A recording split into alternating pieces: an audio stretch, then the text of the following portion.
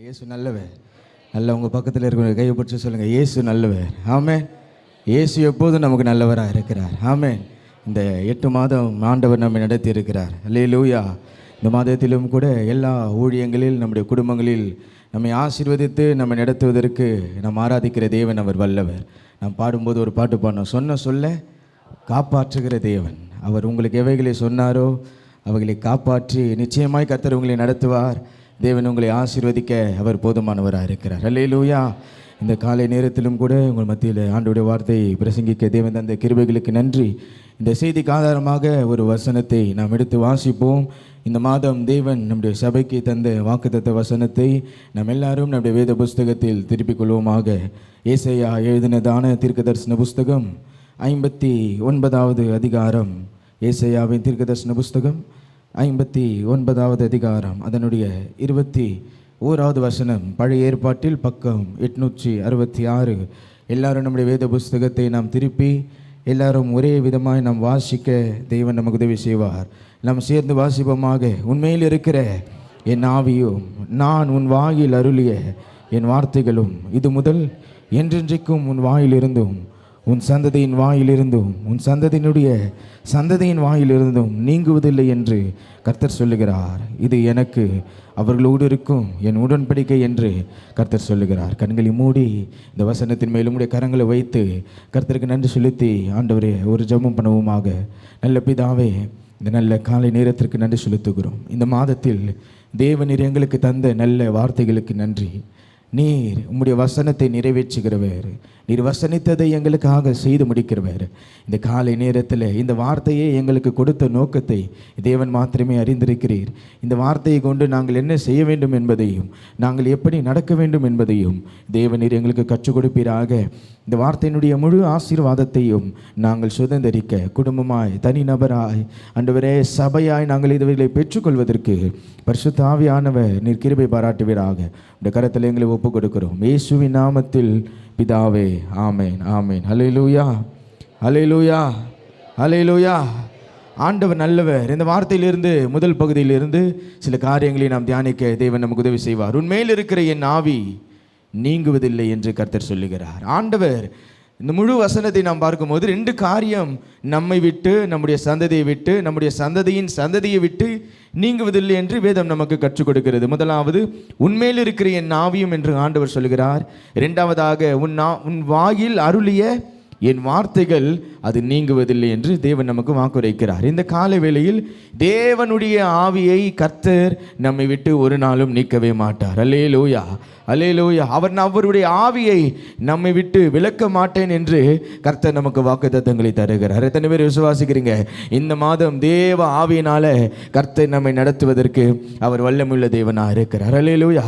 இந்த ஆவியினுடைய செயல்கள் என்ன என்று நாம் பார்க்கும்போது ஆண்டவர் ஏன் இந்த ஆவியை நம்மை விட்டு நீக்காமல், இந்த ஆவியை நம்மை விட்டு விலக்காமல், இந்த ஆவியை பெற்ற நம்முடைய வாழ்க்கையில் கர்த்தர் நமக்கு செய்கிறதான சில நன்மைகள் என்ன என்பதை வேத புஸ்தகத்தில் அநேக காரியங்களில் நாம் கற்றுக்கொள்கிறோம். அதிலிருந்து ஒரு சிலவற்றை இந்த காலை வேளையில் உங்களுக்கு நான் சொல்ல விரும்புகிறேன். முதலாவதாக ஏன் இந்த ஆவி நமக்கு கொடுக்கப்பட்டிருக்கிறது என்றால், இந்த ஆவி என்பது தேவனால் நமக்கு அருளப்பட்ட வாக்குத்தத்தத்தின் முழுமையாக இருக்கிறது. அதற்கு ஆதாரமாய் ஒரு வசனத்தை நாம் வாசிக்கும் போது அப்போஸ்தலர் நடபடிகள் 1வது அதிகாரம் 5வது வசனத்தை நாம் வாசிப்போம் என்றால், நம்முடைய வேத புஸ்தகத்தில் அப்போஸ்தலர் நடபடிகள் 1வது அதிகாரம், ஆகையால் நீங்கள் எருசலேமை விட்டு போகாமல் என்னிடத்தில் கேள்விப்பட்ட பிதாவின் வாக்குத்தத்தம் நிறைவேற காத்திருங்கள் என்று கட்டளையிட்டார். அப்ப ஆண்டவர் தன்னுடைய சீஷர்களுக்கு எவைகளை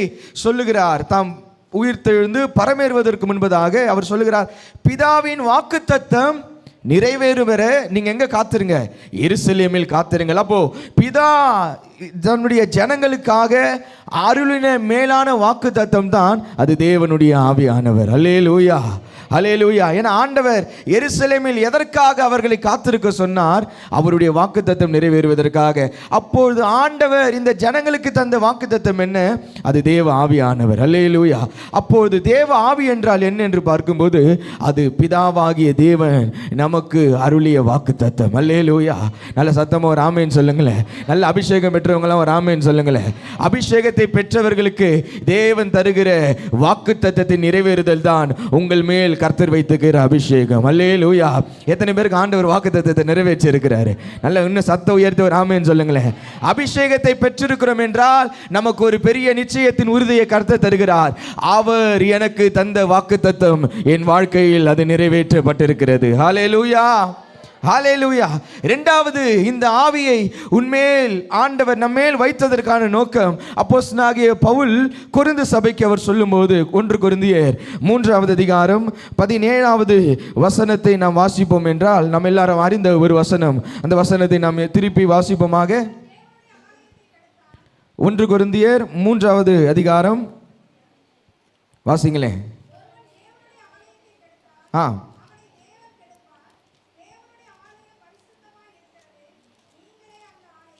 இல்லை, அந்த வசனம் இல்லை, நான் சொல்கிறேன்.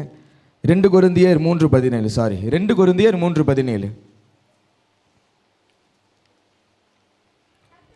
கர்த்தரே ஆவியானவர், கர்த்தருடைய ஆவி எங்கேயோ, எல்லாரும் அந்த வார்த்தையை சொல்லுங்களேன். கர்த்தருடைய ஆவி எங்கேயோ அங்கே என்ன உண்டா? விடுதலை உண்டு. ஆண்டவர் நமக்கு தந்த வாக்குத்தத்தம் என்ன சொல்லுது? உண்மையில் இருக்கிற என்ன ஆவி. இப்போ அது ஆவியானவர் எங்கே இருக்கிறார்? என்னோடு கூட இருக்கிறார், நம்மோடு கூட இருக்கிறார். அப்போ இந்த ஆவியானவரை தேவன் நமக்கு அருளின இந்த வாக்குத்தத்தத்தை கர்த்தர் நமக்கு தந்த நிச்சயத்தின் உறுதி என்னவென்று சொன்னால், இந்த மாதம் நிச்சயமாக எவைகளில் நாம் கட்டப்பட்டிருக்கிறோமோ அவைகள் எல்லாவற்றிலிருந்து கர்த்தர் நம்மை விடுதலை ஆக்குவேன் என்று ஒரு நிச்சயமான ஒரு காரியத்தை சபைக்கு அறிவிக்கிறார். விசுவாசிக்கிறவங்க நல்லா கரங்களை உயர்த்தி கர்த்தருக்கு ஒரு ஆமென் சொல்லலாமே. கர்த்தருடைய ஆவி எங்கேயோ அங்கு விடுதலை உண்டு. அல்லேலூயா. கர்த்தரே ஆவியானவராக இருக்கிறார். உன்மேல் இருக்கிறேன் ஆவி என்று வாக்குத்தத்தங்களை தந்தவர் நம்மேல் கர்த்தர் அந்த ஆவியை வைத்ததற்கான நோக்கம், எவைகளில் நாம் கட்டப்பட்டிருக்கிறோமோ, எவைகளில் விடுதலை பெற முடியாதபடிக்கு நீண்ட நாட்களாக, நீண்ட வருடங்களாக நாம் சோர்ந்து போன விதத்தில் இருக்கிறோமோ அவர்களுக்கு கர்த்தர் சொல்லுகிறார், உன்மேல் என் ஆவி தங்கும் போது, உன்னோடு கூட என் ஆவி வாசம் பண்ணும் போது நிச்சயமான விடுதலையை உனக்கு நான் தர என் ஆண்டவர் வல்லவராக இருக்கிறார். அதனால் தான் கர்த்தர் வாக்குத்தத்தங்களை கொடுக்கிறார். கர்த்தருடைய ஆவி எங்கேயோ அங்க என்ன உண்டா? விடுதலை உண்டு. எத்தனை பேர் நம்புறீங்க இந்த வசனத்தை? அப்போ நிச்சயமா அபிஷேகத்தை பெற்றோருடைய வாழ்க்கையில் கர்த்தர் பெரிய விடுதலையை தருவார். அல்லேலூயா. அதனால தான் சபையில் சில நேரங்களில் சொல்கிறோம், நல்ல அபிஷேகத்தில் நிரம்பி ஜெபம் பண்ணுங்க, நல்ல அந்நிய பாஷைகளை பேசி ஜெபம் பண்ணுங்க, நல்ல ஆவியில் நிரம்பி ஜெபம் பண்ணுங்க. நேந்திரமா சொல்கிறது, தேவன் தந்த வாக்குத்தத்தம் என்னென்றால் அவர் எங்கு வாசம் பண்ணுகிறாரோ அங்கு விடுதலை உண்டு. அல்லேலூயா. இன்றைக்கு விடுதலை ஆகப்பட முடியாத சூழ்நிலையில் யாராவது இருந்தீர்கள் என்றால், இந்த காலை நேரத்தில் இந்த ஆராதனையில் தேவன் நமக்கு ஒரு வாய்ப்பை கொடுக்கிறார். நல்ல தேவ சமூகத்தில் காத்திருந்து ஜெபம் பண்ணுங்க. பரிசுத்த ஆவியானவரே, உம்மை நான் வாஞ்சிக்கிறேன், உம்மை நான் பெற்றுக்கொள்ள நான் வாஞ்சிக்கிறேன் என்று சொல்லி நல்ல அவருடைய சமூகத்தில் ஒவ்வொரு நாளும் நீங்கள் ஜெபம் பண்ணும்போது யாருக்கு தெரியும், இந்த ஆராதனையில் அபிஷேகம் பெறாதவர்களை நிரப்புவதற்கு என் ஆண்டவர் வல்லவராக இருக்கிறார். அல்லேலூயா. வாஞ்சையோடு காத்திருங்க. வசனம் சொல்லுகிறது, தாகமுள்ளவன் மேல் தண்ணீரை ஊற்றுவே. அல்லேலூயா. தாகத்தோடு இந்த காலை நேரத்தில் இருந்தீங்கன்னா நான் சொல்றேங்க, நிச்சயமாய் அந்த ஜீவ தண்ணீரை நதியாய் நம்முடைய மேல் பாய்ந்து வர பண்ணுவதற்கு கர்த்தர் அவர் உண்மையுள்ளவராக இருக்கிறார். ஹல்லேலூயா, ஹல்லேலூயா. முதலாவது, ஏன் உன்மேல் இருக்கிற ஆவி என்று கர்த்தர் சொன்னார்? ஏன் என் மேல் அந்த ஆவியானவரை கர்த்தர் வைத்திருக்கிறார்? அவர் அந்த ஆவியானவர் என் மேல் வைத்ததற்கான ஒரு முகாந்திரம் என்னவென்றால், அவர் எனக்கு தந்த வாக்குத்தத்தத்தை நிறைவேற்றிவிட்டேன் மகனே, நிறைவேற்றிவிட்டேன் மகளே என்ற நிச்சயத்தை கர்த்தர் தருகிறார். இரண்டாவதாக, ஏன் இந்த ஆவியானவரை, இந்த ஆவியை ஆண்டவர் எனக்கு தந்திருக்கிறார்? என் வாழ்க்கையில் எனக்கு ஒரு பெரிய ஒரு விடுதலையை கொடுப்பதற்காக இந்த பரிசுத்த ஆவியானவரை கர்த்தர் எனக்கு கொடுத்திருக்கிறார். மூன்றாவது, ஏன் இந்த ஆவியானவரை நான் பெற்றுக்கொள்ள வேண்டும் என்றால், வாசியுங்கள். அப்போஸ்தலனாகிய பவுல் ரோம திருச்சபைக்கு எழுதினதான நிருபத்தில் 8வது அதிகாரம், அப்போஸ்தலனாகிய பவுல் ரோம சபைக்கு எழுதினதான நிருபம் 8வது அதிகாரம் அதனுடைய 14வது வசனத்தை நாம் வாசிப்போமாக. மேலும் எவர்கள் தேவனுடைய ஆவியினால் நடத்தப்படுகிறார்களோ அவர்கள் தேவ புத்திரராக இருக்கிறார்கள். ஹல்லேலூயா. எவர்கள் தேவனுடைய ஆவியினால் நடத்தப்படுகிறார்களோ, யார் தன்னுடைய வாழ்க்கையில் தேவ ஆவியானவர் தன்னை நடத்த வேண்டும் என்று அர்ப்பணிக்கிறார்களோ அவர்கள் தான் தேவனுடைய புத்திரராக இருக்கிறார்கள். அல்லேலூயா. தேவபுத்திரர்கள்லாம் ஒரு ஆமேன்னு சொல்லுங்க. தேவபுத்திரர்கள்லாம் என்ன? தேவனுடைய பிள்ளைகளாக இருக்கிறாங்க, சில்ட்ரன் ஆஃப் காட். அதெல்லாம் சொல்லிட்டு தான் கீழே சொல்றாரு, அப்பா பிதாவே என்று அழைக்கத்தக்கதான புத்திர சுவிகாரத்தை எனக்கு தந்திருக்கிறார். 15 சொல்லுது, பயப்படுகிறதற்கு அடிமைதனத்தின் ஆவியை பெறாமல் அப்பா பிதாவே என்று கூப்பிட பண்ணுகிற புத்திர சுவிகாரத்தின் ஆவியை கர்த்தர் தந்திருக்கிறார்.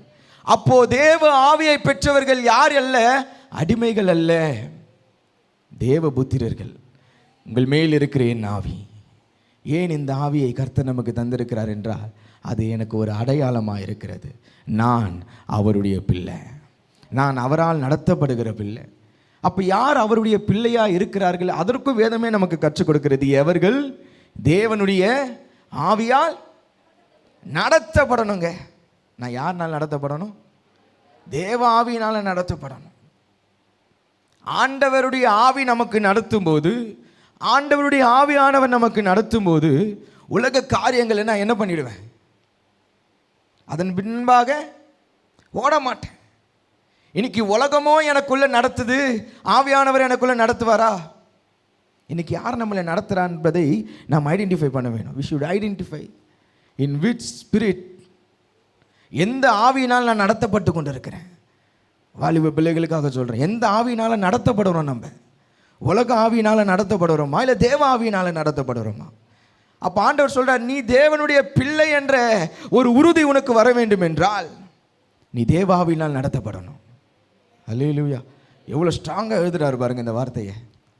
ஆண்டவர் உன் மேலே என் ஆவியை வச்சுட்டேன் அப்படின்னு சொன்னேன்னே நமக்கு என்ன எடுக்கூடாது? ஓ, அப்போ என் மேலே யார் இருக்கிறா? ஆவியானவர் இருக்கிறாருப்பா அப்படின்ற எண்ணத்தை ஆண்டவர் நமக்கு கொடுக்கல. உண்மையில் இருக்கிற என் ஆவியை காப்பாற்றிக்கொள். உண்மையில் என் ஆவி இருக்கிறதா என்பதை முதல்ல நான் என்ன செய்யணும்? உறுதிப்படுத்தணும். பக்கத்தில் பார்த்து ஒரு கேள்வியை கேளுங்களேன், உறுதிப்படுத்துகிறோமா?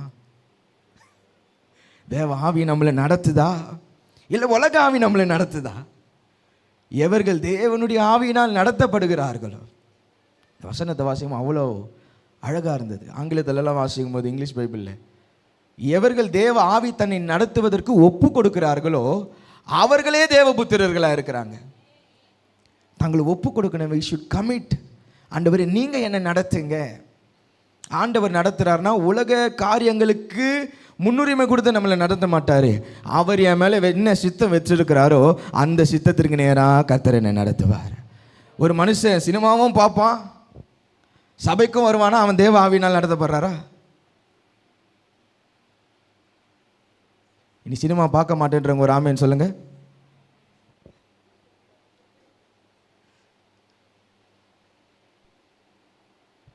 அப்போ எந்த ஆவியில் நம்ம நடத்தப்படுறோம்? அப்போ நம்ம தேவ புத்திரர்களாக இருக்கிறோமா?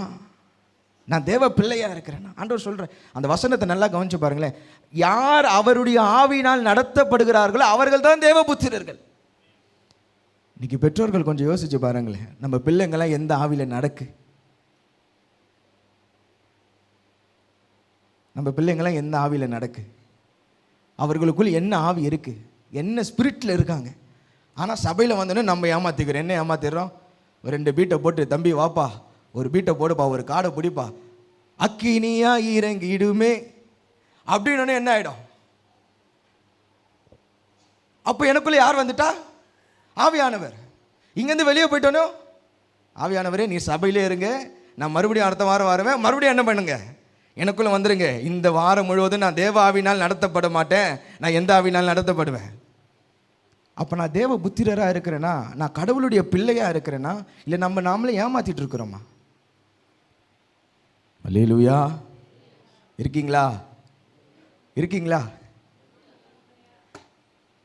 எவர்கள் தேவ ஆவியினால் நடத்தப்படுகிறார்களோ. நான் ஒன்றும் பிரசங்கத்துக்குள்ளே வரல, இது இன்ட்ரடக்ஷன் பார்ட். நீங்கள் 4 குறிப்பிடணும், இதை குறிப்பாக வச்சுடாதீங்க, அடுத்து தான் குறிப்புக்குள்ளே வருவேன். முதல்ல ஏன் இந்த ஆவியானவர் எனக்கு தருகிறார், இதை நம்ம புரிஞ்சுக்கணும். இது அவர் எனக்கு தந்த வாக்கு தத்தம். 2வது, என்னை விடுதலையாக்குவதற்காக இந்த ஆவியானவர் எனக்கு கொடுக்கப்பட்டிருக்கிறார்.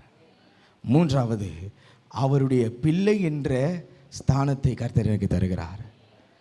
அவருடைய பிள்ளை, நான் ஆண்டவருடைய மகன் சொல்கிறோம்ல, நான் ஆண்டவருடைய மகள் சொல்கிறோம்ல. எப்படி தெரியுமா என்னால் அந்த உறுதியாக சொல்ல முடியும்? நான் அவருடைய ஆவியினால் நடத்தப்படும் போது தான். இல்லைன்னா அப்படி அவருடைய ஆவியினால் நடத்தப்படாமல் நான் தேவ பிள்ளைன்னு நம்ம சொன்னோன்னா we are the liars. நான் பொய் சொல்லுகிறவன் என்ற அர்த்தம். ஆமென். இன்னைக்கு சோஷியல் மீடியாவில் பார்க்கும்போது சிலர்லாம் அப்படி நம்ம பார்த்தா நமக்கு தெரியும் யார் எந்த ஆவியில் நடத்துகிறாங்கன்னு. இன்றைக்கி எது காட்டி கொடுக்குது? எல்லாரையும் என்ன காட்டி கொடுக்கு? சோஷியல் மீடியா காட்டி கொடுக்கும். ஆண்டவர் வருத்தப்படுவாருங்க, ஏன்னா என் மேலே ஒரு ஆவியை வச்சிருக்கிறாரு. நான்காவதாக ஏன் இந்த ஆவி எனக்கு கொடுக்கப்பட்டிருக்கிறது? அதை ரோமர் 8:26 வாசிங்களேன். அந்தபடியே ஆவியானவரும் நமது பலவீனங்களில் நமக்கு உதவி செய்கிறார். நாம் ஏற்றபடி வேண்டிக் கொள்ள வேண்டியது இன்னதென்று அறியாதிருக்கிறபடியா ஆவியானவர் தாமே வாக்கு கடங்கா பெருமூச்சோர்களோடு நமக்காக வேண்டுதல் செய்கிறார். அல்லேலூயா. இந்த ஆவியானவர் எதற்கு கொடுக்கப்பட்டிருக்கிறார்? என்னுடைய பலவீனத்தில் என்னை பலப்படுத்துவதற்காக. அதை தான் வசனம் சொல்லுது, நம்முடைய பலவீனங்களில் நமக்கு உதவி செய்வதற்கு. அபிஷேகம் எதற்கு தெரியுமாங்க? இந்த ஆவியானவர் எதற்கு நமக்குள்ள வாசம் பண்ணுகிறார் என்றால், நம்முடைய பலவீனங்களில் நமக்கு உதவி செய்வதற்கு அவர் நம்மோடு கூட வாசம் பண்ணுகிறார். அடுத்தது சொல்றாரு, நீங்கள் வேண்டிக் கொள்ள வேண்டியது இன்னதென்று அறியாது இருக்கிறபடினால் அவரே வாக்கு கடங்கா பெருமூச்சோடு கூட நமக்காக என்ன செய்கிறாராம்? இது எவ்வளோ ஆச்சரியமான காரியம் தெரியுமா? எனக்காக யார் வேண்டுதல் செய்கிறா? பரிசுத்த ஆவியானவர். உங்களுக்காக பரிசுத்த ஆவியானவர் வேண்டுதல் செய்கிறாருங்க. சில நேரங்களில் சிலர் சொல்லுவாங்க, எனக்கு ஜெபம் பண்ண தெரியாது, எனக்கு ஜெபம் பண்ண வராதுன்ட்டு. அவர்களுக்குள் பரிசுத்த ஆவியானவர் இருந்தார் என்றால் நமக்காக அவர் வேண்டுதல் செய்வார். ஏன் தெரியுமா? எனக்குள்ள அவர் வாசம் பண்ணுறார். என் இருதயத்தினுடைய ஏக்கம் அவருக்கு தெரியும். என் இருதயத்தினுடைய வாஞ்ச பாரம் என்னவென்று அவருக்கு தெரியும். ஆகவே எனக்காய் வேண்டுதல் செய்கிற ஒரு தேவன் என்னோடு கூட இருக்கிறார். உன்மேல் இருக்கிற என் ஆவி என்று ஆண்டவர் சொன்னார். எதற்காக இந்த ஆவியை கர்த்தரின் மேல் வைத்திருக்கிறார்? எனக்கு அவர் வேண்டுதல் செய்து கொண்டே இருக்கிறார். என்னுடைய பலவீனங்களில் அவர் எனக்காய் உதவி செய்து கொண்டிருக்கிறார். எத்தனை பேர் நம்புறீங்க? உங்கள் பலவீன நேரத்தில் உங்களுக்கு உதவி செய்கிற ஒரு தேவன் ஒருவர் உண்டு. ஹல்லேலூயா. அபிஷேகத்தை பெற்றவங்களுக்கு அந்த ஆவியானவரை இன்னும் தக்க வச்சிருக்கிறவங்களுக்கு ஒரு பெரிய நம்பிக்கை என்ன தெரியுமா? உங்க பலவீன நேரத்திலும் கூட உங்களுக்கு அவர் சதா காலங்களிலும் அவர் உதவி செய்கிற தேவனா இருக்கிறார். நீங்கள் வேண்டிக் கொள்ள வேண்டியது இன்னதென்று அறிந்து உங்களுக்காக அவர் வாக்கு கடங்கா பெருமூச்சோடு, அந்த வார்த்தை ரொம்ப அழகா இருக்கு பாருங்க, வாக்கு கடங்கா பெருமூச்சோடு கூட உங்களுக்காக அவர் வேண்டுதல் செய்து கொண்டிருக்கிறார். 27 வாசிக்கிறோம். ஆவியானவர் தேவனுடைய சித்தத்தின்படி பரிசுத்தவான்களுக்காக வேண்டுதல் செய்கிறார். இருதயங்களை ஆராய்ந்து பார்க்கிறவர் ஆவியின் சிந்தை இன்னதென்று அறிவார். பரிசுத்தவான்களுக்காக வேண்டுதல் செய்கிறார். அடுத்தது சொல்றாரு, ஆவியின் சிந்தை இன்னதென்று அவர் அறிவார். இன்னைக்கு என் சிந்தை யாருக்கு தெரியும்? ஆவியானவருக்கு தெரியும். இப்போ இந்த சபையில் இருந்து நம்ம என்ன சிந்தையில் இருக்கிறோன்னு கூட யாருக்கு தெரியும்? ஆவியானவருக்கு தெரியும். அதனால தான் ஆண்டவர் அவர் நமக்குள் வாசம் பண்ணுகிறார். அல்லேலூயா, அல்லேலூயா. எத்தனை பேர் சொல்றீங்க எனக்குள் ஆவியானவர் வாசம் பண்ணுகிறார்? அந்த தேவன் எனக்குள் இருக்கிறார். இந்த தேவன் எனக்குள் இருக்கிறார் என்ற நிச்சயம் ஒரு விசேஷமான வரம், ஒரு விசேஷமான கனி. ஆவியின் கனிகள் என்று நம்ம படிக்கிறோம். விசேஷமான ஒரு கனி. இந்த விசேஷமான இந்த ஆவியானவரை பெற்ற நாம், இந்த ஆவியானவரை பற்றி வேதம் நமக்கு போதிக்கிறது. அதிலிருந்து ஒரு சில 4 காரியத்தை தான் இன்றைக்கி நம்ம சொன்ன ஒரு 4 வசனத்தை மாத்திரம் தான் சொல்லியிருக்கேன். இந்த ஆவியானவர் யார் என்பதை குறித்து வேதம் நமக்கு என்ன பண்ணுது? கற்றுக் கொடுக்குது. இதே பரிசுத்த வேதம், நம்முடைய கரங்களில் நாம் வைத்திருக்கிற இதே பரிசுத்த வேதம், இந்த ஆவியானவரை பெற்றுக்கொண்ட நாம் எப்படி ஜீவிக்க வேண்டும் என்பதையும் அது கற்றுக் கொடுக்கிறது. அல்லேலூயா. இப்போ நம்ம படித்த இந்த 4 வசனமும் ஆவியானுடைய செயல்கள். ஆவியானுடைய செயல், அவர் எனக்குள் என்ன செயல்கிறார், அவர் எனக்குள் என்ன கிரியை நடப்பித்து கொண்டிருக்கிறார் என்பதை குறித்ததான சில வார்த்தைகள். இதே வேத புஸ்தகம் கற்றுக் கொடுக்கிறது, இந்த ஆவியானவரை பெற்றுக்கொண்ட நாம் எப்படி ஜீவிக்க வேண்டும் என்றும் வேதம் நமக்கு கற்றுக் கொடுக்குது. ஒருவேளை அபிஷேகம் பெறாதவங்க யாருன்னா இருந்தீங்கன்னா ஆண்டவர்கிட்ட ஜெபம் பண்ணுங்க. ஆண்டவரே, இந்த அபிஷேகத்தினால என்ன நிரப்புங்கப்பா. ஏன் தெரியுமா? ஒருவன் ஜலத்தினாலும் ஆவியினாலும் பிறவாவிட்டால், கொஞ்சம் எல்லாரும் அந்த வார்த்தையை சத்தமாக சொல்லுங்களேன். எதில் பிரவேசிக்க முடியாதான்? தேவராஜ்யத்தில். நான் ஞானஸ்நானம் எடுத்துட்டேன், நான் பரலோகத்துக்கு போயிடுவேனா? வசனம் தெளிவாக சொல்லுது, நீ ஞானஸ்நானம் எடுத்திருந்தாலும் பரவாயில்ல, உனக்குள்ளே யார் இருக்கணும்? கர்த்தருடைய ஆவியானவர் இருக்கணும். அப்போ பாஸ்டர், நான் அபிஷேகத்தை பெற்றுட்டு நான் போயிடுவேனா? இல்லை, அபிஷேகத்தை பெற்றுக்கொண்டு நீ அபிஷேகத்தை தக்க வைக்க. அவர்களை தான் தேவனுடைய ராஜ்யத்தில் கர்த்தர் சேர்த்துக் கொள்வார். டிஎல் மூடி என்ற தேவ ஊழியர், ஒரு பிரபலமான ஒரு தேவ ஊழியர். அவர் ஒரு வாக்கியம், ஒரு கோட்ஸ் அவர் சொல்லும்போது, இந்த ஆவியானவர் குறித்து அவர் ஒரு வார்த்தை சொல்லுவார்.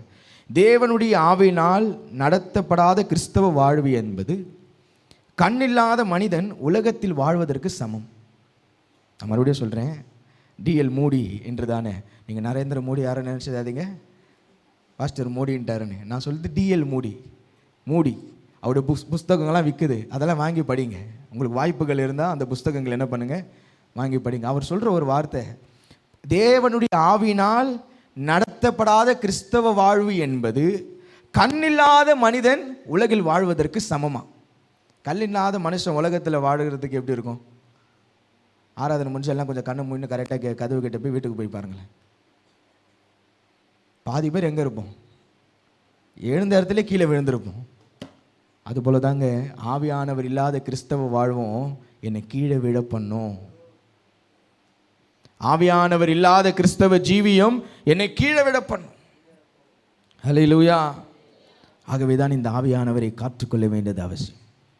அப்போது இந்த ஆவியானவரை பெற்றுக்கொண்ட நான் இடைகளை செய்யணும். ஒரு 3 குறிப்புகளை சுருக்கமாய் நேரத்திற்கு தகுந்த வாக்கில் உங்கள் மத்தியில் கலந்து கொள்ள விரும்புகிறேன். முதலாவது, இந்த ஆவியை பெற்றுக்கொண்டு நான் செய்ய வேண்டியது என்ன? ஆவியானுடைய செயலை நம்ம படிச்சிட்டோம்.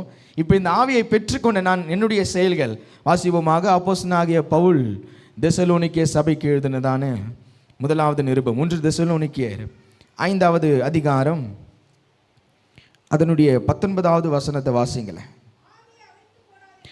ஆவியை அவிழ்த்து போடாதிருங்க. முதலாவது ஆண்டவர் சொல்றாரு, நான் சொன்ன ஆரம்பத்தில், ஆவியானுடைய கிரியை என்ன என்பதையும் வேதம் நமக்கு கற்றுக் கொடுக்கிறது. இந்த ஆவியை பெற்றுக்கொண்ட நான் எப்படி நடக்க வேண்டும் என்பதையும் வேதம் நமக்கு கற்றுக் கொடுக்கிறது. அப்போ ஆண்டவர் முதலாவது சொல்லுகிற காரியம், ஆவியை அவிழ்த்து போடாதிருங்கள். அப்படின்னா என்ன அர்த்தம்? ஆவியானவர் உங்களை நடத்துகிறத நீங்களே நிறுத்திடாதீங்க. உங்களை நடத்த வேண்டும் என்பதற்காக தான் உங்களுக்கு ஆண்டவர் இந்த ஆவியானவரை கொடுத்திருக்கிறார். அதை தான் ஆண்டவர் உறுதிப்படுத்துகிறார் தன்னுடைய வாக்குத்தத்தத்தினால். உண்மையில் இருக்கிற என் ஆவி நீங்குவதில்லை. அல்லேலூயா. அதுதானே வாக்குத்தத்தம். உண்மையில் இருக்கிற என் ஆவி, எஸ்ஐயா 59:12, உண்மையில் இருக்கிற என் ஆவி நீங்குவதில்லை. எங்கேருந்து? உன்னை விட்டு, உன் சந்ததியை விட்டு, உன் சந்ததியின் சந்ததியை விட்டு நீங்குவதில்லை என்று கர்த்தர் சொல்லுகிறார். அப்போது கர்த்தர் அவைகளை ஒரு நாள் நம்மை விட்டு நீக்க மாட்டார். ஆனால் நான் இந்த ஆவியை அவிழ்த்து போடக்கூடும். அல்லேலூயா. இந்த ஆவியை நான் கெடுத்து போட முடியும். இந்த ஆவியானவர் எனக்குள் கிரியை செய்யக்கூடாதபடிக்கு இதை தடுப்பதற்கு என்னால் முடியும். அது ஒரு நாள் நம்ம செய்யக்கூடாதுங்க. அல்லேலூயா. தம்பி தங்கச்சிங்களுக்கெல்லாம் சொல்கிறேன், இந்த வாலிப நாட்களில் ஆவியானவர் உங்களை நடத்த ஒப்பு கொடுப்போம். ஆமே. காலேஜுக்கு, வேலைக்கு, ஸ்கூல் எங்கே போயிட்டோன்னே அங்கே போய் அந்த உலக வழிபாடுகளில் என்ன பண்ணக்கூடாது, சிக்கிக்கொள்ளக்கூடாது. பேரண்ட்ஸ் ஷுட் கேர்ஃபுல்லாக அவங்கள பாருங்க, கேர்ஃபுல்லாக பாருங்க. அபிஷேகத்தை பெற்ற பிள்ளையாக இருந்தால் இன்னும் கேர்ஃபுல்லாக பார்க்கணும். பிள்ளைக்குள்ள அந்த ஆவி இருக்கா, இல்லை அந்த ஆவியை அவிழ்த்து போட்டிருக்கிறாங்களான். இதுக்கு நல்ல எடுத்துக்காட்டு நம்ம வேதத்தில் வாசிக்கும் போது நியாயாதிபதிகளின் புஸ்தகம் 13வது அதிகாரம் 24-25 வசனத்தை வாசிங்களேன். நியாயாதிபதிகளின் புஸ்தகம் 13வது அதிகாரம் 24-25 அந்த வசனங்களை வாசிப்போமாக. ஒரு குமாரனை பெற்று அவனுக்கு சிம்சோன் என்று பெயரிட்டான். கர்த்தர் அவனை ஆசீர்வதித்தார். நல்லா பாருங்க, ஆரம்பம் எப்படி இருக்கு பாருங்க. பிள்ளை வளர்ந்தது, கர்த்தர் அவனை ஆசீர்வதித்தார். ஆ ஆ ஆ தானின் பாளையத்தில் இருக்கையில் கர்த்தருடைய ஆவியானவர் அவனை ஏவ துவங்கினார். சிம்சோனுடைய வாழ்க்கையில் பாருங்க, கர்த்தருடைய ஆவியானவர் அவனை நடத்த துவங்கினார். 14:6 வாசிங்களேன். அப்பொழுது கர்த்தருடைய ஆவியானவர் அவன் மேல் பலமாய் இறங்கினார். போதும் சிஸ்டர். முதல் வார்த்தை சொல்லுது, கர்த்தருடைய ஆவியானவர் அவனை ஏவ துவங்கினார், அவனை நடத்த துவங்கிட்டாரு. அடுத்தது வசனம் சொல்லுது, கர்த்தருடைய ஆவி அவன் மேல் பலமாய் இறங்குகிறது.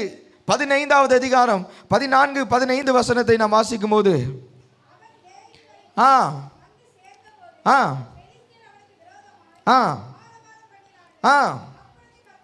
அப்பொழுது கர்த்தருடைய ஆவி அவன் மேல் பலமாய் இறங்கினால் அவன் புயங்களில் அவனுடைய சரீரத்தில் கட்டியிருந்த கயிறுகள் நெருப்புப்பட்ட நூலை போல் ஆகி அவன் கட்டுகள் அவன் கைகளை விட்டு அறுந்து போயிற்று. 15 வாசிங்களேன்.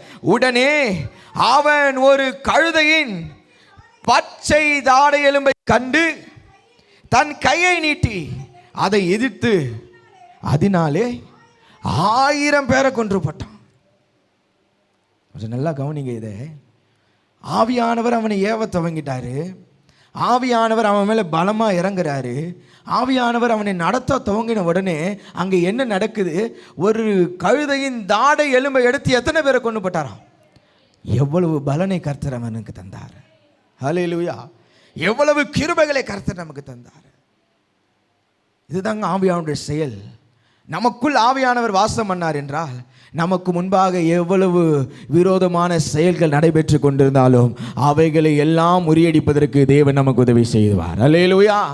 ஆனா இத்தனை பெரிய ஆவியானவரை, இத்தனை ஆவியானுடைய செயலை பார்த்தும் அவனை ஆவியானவர் இந்த விதமாய் நடத்துகிறதை அறிந்தும் ஆவியை அவிழ்த்து போட்டு விட்டான். ஆவியானவர் தன்னை நடத்துகிறதுக்கு ஒப்பு கொடுக்கல. ஏன் தெரியுமா இந்த இந்த காரியம் அவன் வாழ்க்கையில் நடந்தது? வாசிங்க, அதே 16வது அதிகாரம் 4வது வசனத்தை வாசிங்களேன். அதற்கு பின்பு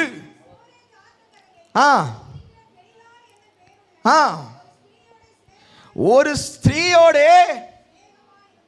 உலக சிநேகம் வந்துட்டு ஆவி எப்போ திரும்ப அவிழ்த்து போடப்படும்? எப்போ திரும்ப ஆவியானவன் நடத்துகிறதுக்கு நம்ம ஒப்பு கொடுக்காம போயிடுவோம்? இவ்வளவு நாள் நல்லா இருந்தான். ஆவியானவர் அவனை கொண்டு பலத்த கிரியை செய்கிறாரு. எங்க ஒரு கழுதையின் தாடை எலும்பை வச்சு 1000 பேரை கொன்று போட்டான். ஆனால் என்றைக்கு அவனுக்குள்ள உலக சிநேகம் வந்துட்டோம், ஆவி அவிழ்த்து போட ஆரம்பிச்சிட்டான். இன்னைக்கு உலக சிநேகம் நமக்குள் வந்தது என்றால் நான் எதை அவிழ்த்து போட ஆரம்பிச்சிட்டேன்? ஆவியானவரை. அப்போ இன்னும் நம்ம அக்கினியா இறங்கிடுமேனாலும் யார் இறங்க மாட்டா. அப்போ நம்ம யாரை ஏமாத்துறோம்? நம்ம நினைக்கிறோம் நான் ஒரு ஸ்பிரிச்சுவல் பர்சனாக காட்டிடலாம் அப்படின்ட்டு. இல்லைங்க, ஆவியானவரை அவிழ்த்து போடுகிற வாழ்க்கை இருக்கக்கூடாது. ஏன்? இவனுக்குள்ள உலக சிநேகம் வந்ததுனால. அடுத்து நம்ம தொடர்ந்து 16-20 வசனம் வரைக்கும் நம்ம வாசிக்கும் போது, அதே 16வது அதிகாரம் 16-20 வசனம் வாசிங்களேன். ஆ ஆ ஆ ம் ம் ம் ஆ 17 வாசிங்களேன். 16-17. தன் இருதயத்தில் எல்லாம் போதும். உலக ஸ்நேகம் வந்தோடனே அதுக்கு முன்னாடி நீங்கள் அந்த அதிகாரத்தை வீட்டில் போய் வாசிங்க. கிட்டத்தட்ட 3 முறை அந்த ஸ்திரீ கேட்பா, உன் பலன் எங்கே, உன் பலன் எங்கன்னு. நல்லா புரிஞ்சுக்கங்க, உலக ஸ்நேகத்தில் நம்ம போயிட்டோன்னா, உலக ஸ்நேகம் நான் என்னை கட்டிடுச்சுன்னா அது முதல்ல எதை தரமா எடுக்க விரும்போ? ஆவியானவரை தான். எதை எடுக்க பிரயாசப்படும்? ஆவியானவர் எடுத்துரும். உனக்குள்ள கிரியை செய்கிற அந்த பலன் எதனாலப்பா? இவன் 3 முறை சமாளிக்கிறான். ஆனால் அதுக்கப்புறம் இவனால் என்ன பண்ண முடியல? முடியாமல் தன் இருதயத்தில் உள்ளதையெல்லாம் வெளிப்படுத்தியாச்சு. இப்படி தாங்க அந்நிய சிநேகத்தில் பிணைக்கப்பட்டுட்டோன்னா என் வாழ்க்கை என்ன ஆகும் என்று எனக்கு தெரியாது. சவரகன் கத்தி என் தலைமேல் படவில்லை, என் தாயின் கர்ப்பத்தில் பிறந்து முதல் தேவனுக்கென்று நசரேனானே. என் தலை சிரைக்கப்பட்டால் என் பலன் என்னை விட்டு போகும். கொஞ்சம் பாருங்க, உலக சிநேகம் இப்போ எதை அவிழ்த்து போட ஆரம்பிச்சிருச்சு? ஆவியானவரை கிரியை அவிழ்த்து போட ஆரம்பிச்சிட்டான். 20வது வசனம் வாசிங்களேன்.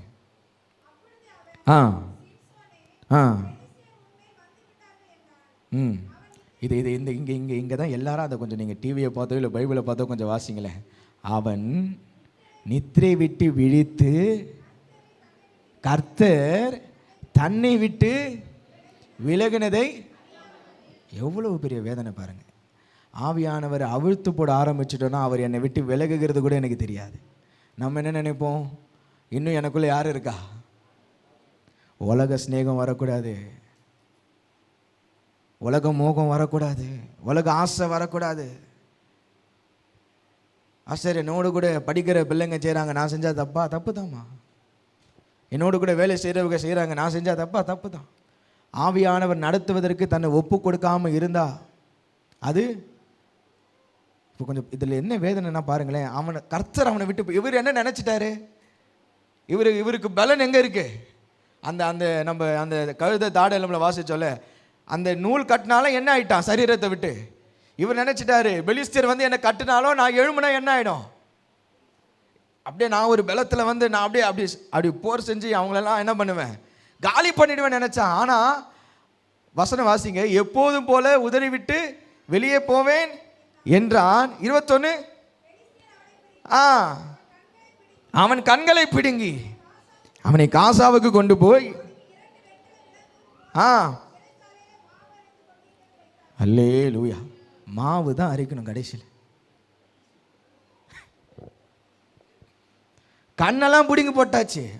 இவன் என்ன நினைச்சா, என்கிட்ட இன்னும் பலன் இருக்கு, எனக்கு ஒரு ஆபத்து வந்தா என்னோட ஆவியானவர் செயல்படுவார் என்ற அந்த எண்ணம் தான் இவனுக்குள்ள இருந்துச்சு. ஆனா அந்த சிம்சோனுக்கு மறைக்கப்பட்டு விட்டது. நீ உனக்குள் உலக சிநேகம் வந்ததினால், உனக்குள் தேவையற்ற பழக்கங்கள் வந்ததினால், உன்னை விட்டு ஆவியானவர் எடுபட்டு போனதை அவன் அறியாது இருந்தது போலதான் இன்று அநேக கிறிஸ்தவர்கள் ஜீவித்துக் கொண்டிருக்கிறார்கள் என்று நாம் இதை வாசிக்கிறோம். இயேசு அடையாளங்களையும் அற்புதங்களையும் நடப்பித்து அவைகளினாலே அவரை உங்களுக்கு வெளிப்படுத்தினார். இதுதான் சுவிசேஷம். அப்போ அபிஷேகம் நமக்குள்ள சுவிசேஷத்தை சொல்ல வைக்கு. சுவிசேஷத்தை சொன்ன மாத்திரத்தில் தான் அங்கே என்ன நடந்தது? 3000 பேர் என்ன பட்டாங்க? ரட்சிக்கப்பட்டு சபையில் சேர்க்கப்பட்டார்கள். ஆமென். அபிஷேகம் ஒரு மனுஷனுக்குள்ள வந்தால் சுவிசேஷத்தை பிரசங்கம் பண்ண வைக்கும். அந்த ஆவியின் கிரியை செய்து முடிக்க வேண்டுங்க. அந்த ஆவியின் கிரியின் அபிஷேகத்தினுடைய முக்கிய நோக்கம் சுவிசேஷத்தை பிரசங்கப்படிக்கு அவர் என்னை அபிஷேகம் பண்ணினார். பேதுரு அதை செய்தார். அதே அப்போஸ்தலர் நடபடிகள் 9வது அதிகாரம் 20வது வசனத்தில் நம்ம வாசிக்கும் போது அப்போஸ்தலனாகிய பவுலுடைய வாழ்க்கையில் ஒரு வார்த்தை சொல்லப்படுகிறது. தாமதமின்றி கிறிஸ்து தேவனுடைய குமாரன் என்று ஆலயங்களிலே பிரசங்கித்தான். ஆண்டவர் பவுலை சந்திக்கிறார். அவனுடைய கண்கள் கொஞ்ச நாள் என்ன ஆயிடு தெரியாம போயிடுது. அனனியா வந்து அவருக்கு ஞான ஸ்நானம் கொடுத்து அவருக்கு மறுபடியும் என்ன இருந்தது? பார்வை தெரியுது. பார்வை தெரிந்து ஞான ஸ்நானம் பெற்ற உடனே தாமதமின்றி கிறிஸ்து தேவனுடைய குமாரன் என்று ஆலயங்களில் பிரசங்கித்தான். அவனுக்குள்ள இருந்த அந்த ஆவி தாமதமின்றி தேவன் அறிவிக்குவதற்கு தன்னை ஆயத்தப்படுத்தினான். பேதுரு அபிஷேகம் பெற்றவுடனே இயேசுதான் கிறிஸ்து என்று தன்னை அறிவிப்பதற்கு, அவரை வெளிப்படுத்துவதற்கு கடந்து போனான். பவுல் தேவனை அறிந்தவுடனே தாமதமின்றி அவரே ஜீவனுள்ள தேவன் என்பதை சபைக்குள் பிரஸ்தாபப்படுத்துவதற்கு அவன் கடந்து போனான். அதே அப்போஸ்தலர் நடபடிகள் 8வது அதிகாரத்தில் 4வது வசனத்தை நம்ம வாசிக்கும் போது, அதே அப்போஸ்தலர் 8:4 நம்ம வாசிக்கும் போது, சிதறி போனவர்கள் எங்கும் திரிந்து சுவிசேஷ வசனத்தை அவர்கள் பிரசங்கித்தார்கள். சிதறப்படுறான், என்ன ஆக்கப்படுறான்? சிதறப்பட்டாலும் அவன் என்ன செய்யறான்? சுவிசேஷத்தை பிரசங்கிச்சான். ஆமென், ஹல்லேலூயா. இயேசு தாங்க சொல்ல ஆரம்பிச்சிட்டாங்க, இன்னைக்கு அபிஷேகம் அந்த ஆவி நமக்குள் இருக்கிறது. இன்று கர்த்தர் எதிர்பார்க்கிறது என்ன தெரியுமா? ஆவியை அவிழ்த்து போடாத.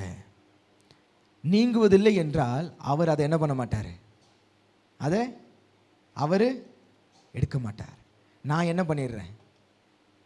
அவரை ஸ்டாப் பண்ணிடுறேன். எப்படி? ஆவியை அவிழ்த்து போட்டு எனக்குள்ளே நீங்கள் கிரியை செய்யாதீங்க ஆவியானவரே, நான் உலக வாழ்க்கையில் தான் வாழ்வேன். அந்த அனல் குறைஞ்சதுனால, இயேசு சொல்லாததுனால நான் என்ன பண்ணுறேன்? அந்த ஆவியினுடைய அந்த நிறைவை, அந்த வாக்குத்தத்தத்தின் நிறைவை என்னால் முழுமையாய் பெற முடியாதபடிக்கு ஒரு சூழ்நிலை உண்டாகுகிறது. இன்று கர்த்தர் நம்மிடத்தில் எதிர்பார்க்கிற காரியம், இந்த ஆராதனையில் இருக்கிற நம்ம ஒவ்வொருவரும் நம்மேல் ஆவியானவர் இருக்கிறார். எத்தனை பேர் விசுவாசிக்கிறீங்க? அல்லேலூயா. நம்மேல் ஆவியானவர் இருக்கிறார். தரித்திரருக்கு சுவிசேஷத்தை பிரசங்கம் பண்ணும்படி கர்த்தர் என்னை அபிஷேகித்திருக்கிறார். அல்லேலூயா. சுவிசேஷத்தை அறிவிக்கணுங்க. வாரத்தில் ஒரு நாள் தானே, 4 மணிக்கு இன்னைக்கு வாங்க. எனக்குள்ளே இருக்கிற அபிஷேகம் பிறருக்கு ஆண்டவரை வெளிப்படுத்த வைக்கும். எனக்குள்ளே இருக்கிற அபிஷேகம் தேவனை குறித்து பக்தி வைராக்கியத்தோடு அவரை சாட்சி சொல்ல என்ன வைக்கும். கடைசியாக அப்போஸ்தலனாகிய பவுலுடைய ஒரு 2 வார்த்தைகளை மாத்திரம் நினைவுபடுத்த விரும்புகிறேன். 2 தீமோத்தேயு 1 அதிகாரம் 8வது வசனத்தை வாசிப்போமாக. 2 தீமோத்தேயு 1:8. ஆ ஆ ஆ ஆ எல்லாரும் சொல்லுங்க. நீ வெட்கப்படாமல் தேவ வல்லமைக்கு ஏற்றபடி சுவிசேஷத்திற்காக என்னோடு கூட, சுவிசேஷத்திற்கு வெட்கப்படக்கூடாது. சுவிசேஷத்தை சொல்ல என்ன பண்ணக்கூடாது? வெட்கப்படக்கூடாது. கையில் ட்ராக்ஸ் எடுங்க, ஆண்டவர் கொடுத்து போய் சொல்லுங்க. தம்பிங்களா,